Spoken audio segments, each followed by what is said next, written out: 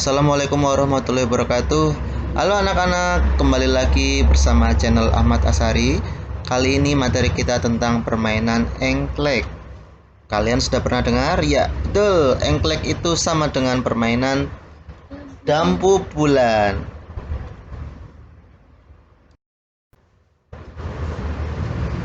Bagi yang pernah main permainan ini pasti tahu dong bagaimana cara permainannya. Nah, permainan engklek ini jumlah pemainnya terdiri dari 2-5 orang. Peralatannya menggunakan pecahan genting dan juga kapur atau tepung untuk garis batas. Cara bermainnya sangat gampang. Lompatlah dengan menggunakan satu kaki di setiap petak-petak yang telah digambar. Siapkanlah gajok sebelum bermain. Lemparkanlah gajok ke dalam salah satu petak. Petak yang ada gajoknya tidak boleh diinjak.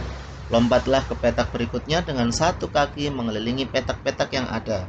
Pilihlah setiap petak yang dijadikan sawah setelah menyelesaikan satu putaran.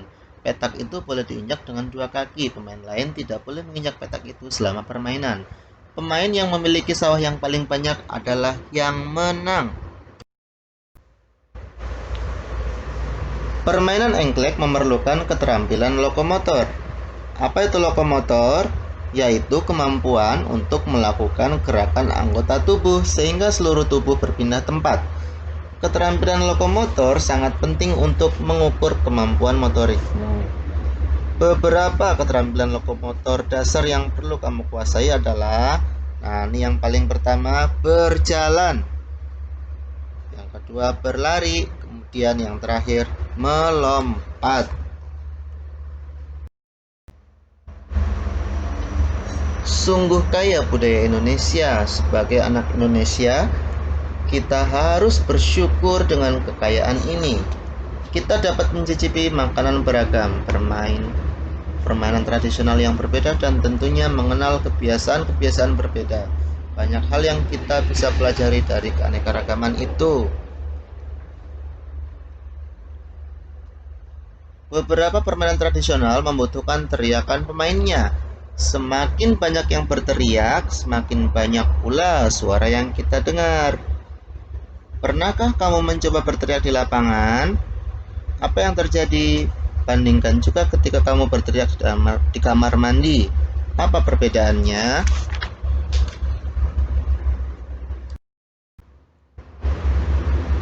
Kita bisa menemui kendang di banyak wilayah di Indonesia. Pernahkah kamu memperhatikan bagaimana bunyi pada kendang? Kendang dapat berbunyi jika kulit kendangnya dipukul. Saat dipukul, kulit kendang bergetar. Getaran ini menghasilkan bunyi. Bunyi tersebut masuk ke sebuah rongga yang terdapat di bawah kulit. Bentuk rongga mempengaruhi bunyi yang dihasilkan. Semakin kecil dan panjang rongga pada kendang, makin nyaring bunyi yang dihasilkan. Nah, gimana anak-anak, sudah paham bukan? Sekarang kita masuk ke materi selanjutnya, pemantulan dan penyerapan bunyi. Bunyi itu dapat dipantulkan dan diserap. Yang pertama kita bahas dulu tentang pemantulan bunyi ya.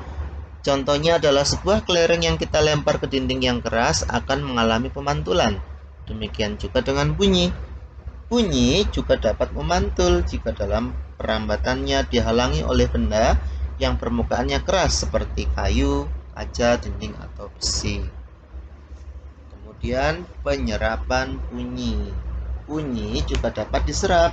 Benda-benda yang dapat menyerap bunyi adalah benda yang permukaannya lunak. Benda yang demikian disebut peredam bunyi, misalnya karpet, goni, kertas, kain, busa, dan wol.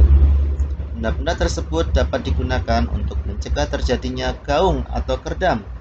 Dinding dan langit-langit gedung pertemuan, studio rekaman, dan gedung bioskop dilapisi dengan bahan-bahan tersebut supaya tidak terjadi gaung atau kerdam. Nah, sekarang kita akan membahas tentang macam-macam bunyi pantul di sekitar kita. Yang pertama, gaung atau kerdam.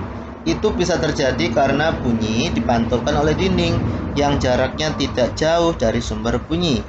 Hal itu menyebabkan datangnya bunyi pantul bersamaan dengan bunyi asli. Nah, akibatnya bunyi pantul yang mengganggu bunyi asli sehingga suara yang terdengar tidak akan jelas. Kemudian gema. Apa itu gema? Gema itu terjadi karena bunyi dipantulkan oleh dinding yang jaraknya jauh dari sumber bunyi. Hal itu menyebabkan datangnya bunyi pantul setelah bunyi asli selesai terucapkan. Jadi, bunyi pantul yang terdengar lengkap sesudah bunyi asli itu disebut dengan gema. Gema itu sering terjadi di gua-gua, di lembah, atau bukit yang jaraknya jauh serta permukaannya keras dan rapat. Gema juga dapat digunakan untuk mengukur kedalaman jurang atau gua.